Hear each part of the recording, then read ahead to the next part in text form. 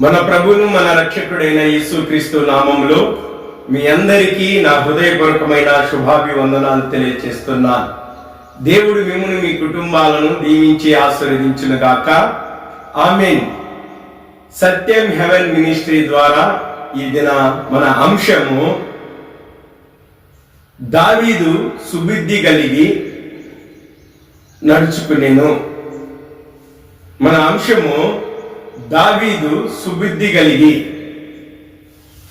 ప్రియ దేవుని ప్రజలారా, దావీదు అరణ్యంలో గొర్రెలను మేపుకుంటూ ఉన్నవాడు.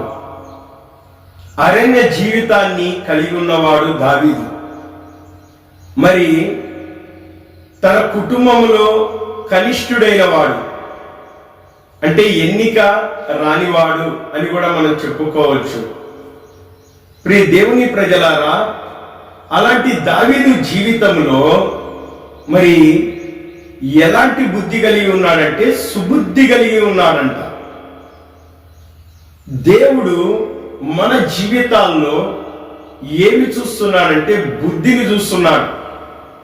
మన ఆలోచనను, మన మనస్సును, మన దృష్టిని, మన ప్రవర్తనను, మన వైఖరిని దేవుడు చూస్తూ ఉన్నాడు. అందరికీ దావీదు ఎలా కనిపిస్తున్నాడంటే మరి అరణ్యములో గొర్రెలు మేపుకునే వ్యక్తిగా కనిపిస్తున్నాడు. కానీ దేవుడు మాత్రము దావీదులో సుబుద్ధి కలిగి నడుచుకునే ఒక మంచి ప్రవర్తన దావీదులో ఉన్నది. నేను ముందు అంశము ఒకటి దావీదుని గురించి ఈ సత్యం హెవెన్ మినిస్ట్రీలో పెట్టిన. దావీదు దైవ చిత్తానుసారమైన మనసు కలిగిన వాడు. దేవుడు కనుక్కున్నాడు. ఆ అరణ్యంలోనే గొర్రెలు మేపుకుంటున్న దావీదులో ఎలాంటి మనసు అంటే దైవ చిత్తమును నెరవేర్చే మనసు. ఇంకా ఏంటంటే దావీదు లోపల సుబుద్ధి కలిగిన మనసు ఉంది, మంచి బుద్ధి. అందుకే మొదటి సమూయేలు గ్రంథము 18వ అధ్యాయము 15వ వచనము మనము గమనించినట్లయితే దావీదు మిగుల సుబుద్ధి గలవాడై ప్రవర్తించుట సౌలు చూచి మరి అధికముగా అతనికి భయపడెను. ఏందంట? దావీదు మిగుల సుబుద్ధి గలవాడై ప్రవర్తించుట. దేవుని ప్రజల సుబుద్ధి కలిగి నడుచుకున్నాడు, బుద్ధి కలిగి నడుచుకున్నాడు. మనకు దేవుడు బుద్ధి, జ్ఞాన, సర్వ సంపదలు దేవుని యందు గుప్తమై ఉన్నాయి. ప్రభువైన యేసుక్రీస్తు నందు గుప్తమై ఉన్నాయి. కాబట్టి మనము దేవుని దగ్గర జ్ఞానాన్ని, బుద్ధిని, మరి తెలివిని, వివేచనను అడిగినప్పుడు దేవుడు మనకు అనుగ్రహిస్తాడు. మనం తప్పిపోయిన కుమారుని చూసినాం.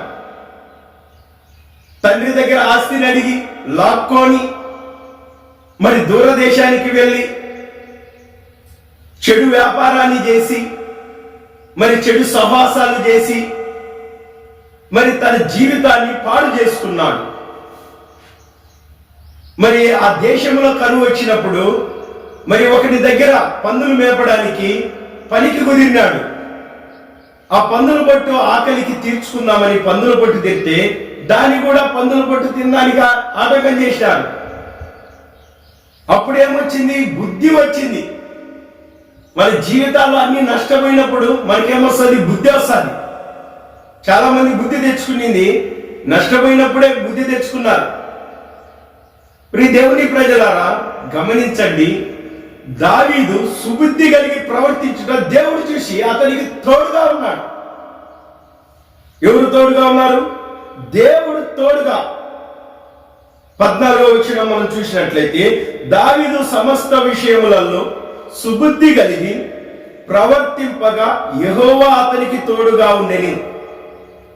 దేవుడు ఎవరికి తోడుగా ఉన్నాడు? సుబుద్ధి కలిగి నడుచుకుంటా. దేవుని ప్రజల బుద్ధిని కలిగి సమస్త విషయములో, ఒక విషయంలో కాదు, 2 విషయాల్లో కాదు, సమస్త విషయములో మనము సుబుద్ధి కలిగి ప్రవర్తించుట దేవుడు చూస్తున్నాడు. మన ప్రవర్తనను మంచి బుద్ధి కలిగి ఉండాల, మంచి బుద్ధిని కలిగి ఉండాల. అందుకే దేవుడు లేడని బుద్ధిహీనులు తమ హృదయములో అనుకొందురు, వారు చెడిపోయిన వారు. కాబట్టి బుద్ధి లేని వాళ్ళు దేవుడే లేడంటాడు. దేవుని ప్రజల, దేవుడు లేకపోతే నువ్వు పీల్చుకునే గాలి ఎక్కడి నుంచి వచ్చింది? నువ్వు నడిచిన నేల ఎక్కడి నుంచి వచ్చింది? ఉదయించిన సూర్యుని వెలుగు ఎక్కడి నుంచి వచ్చింది?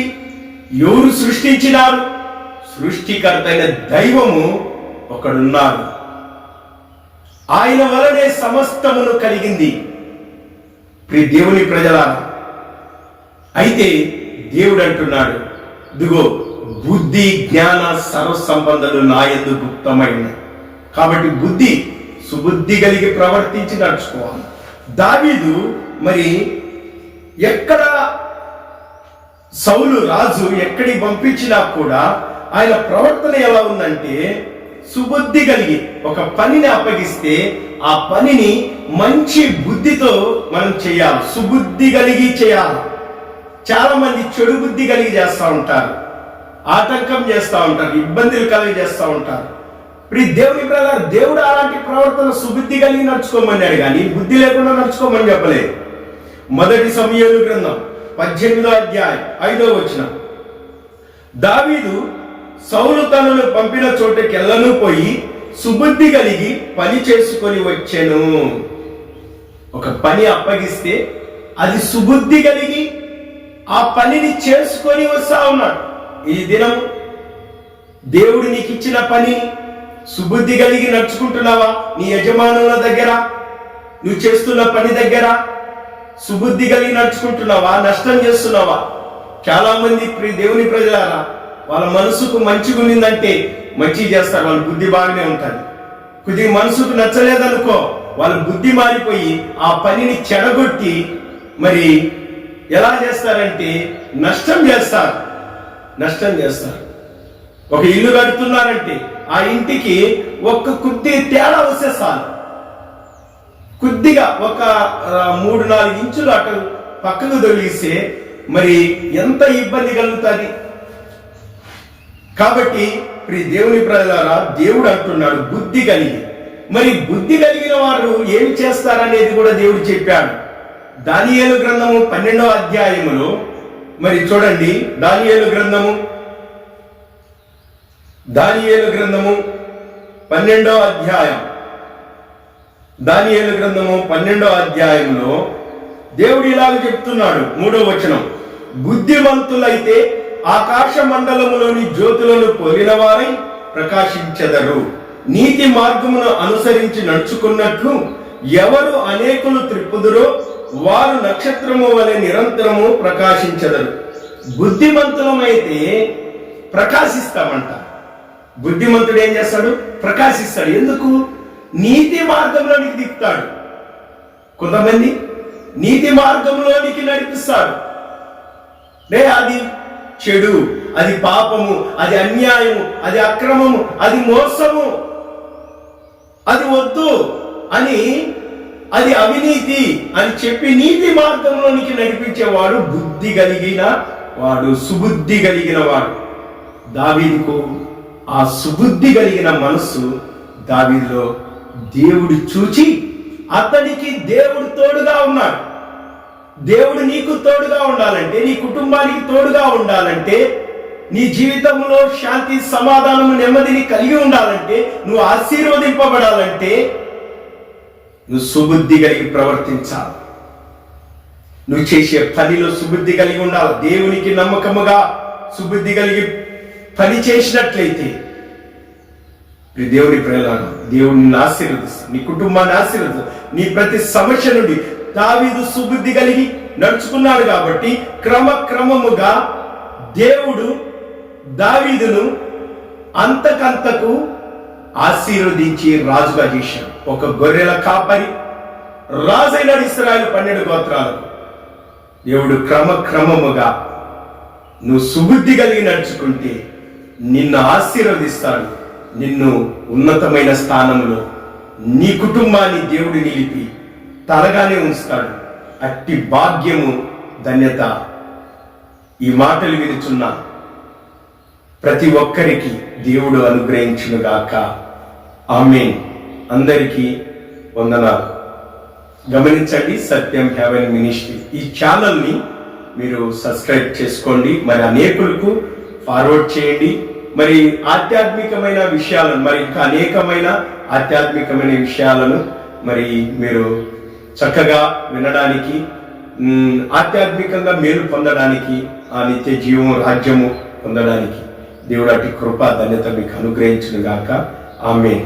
అందరికీ వందనాలు.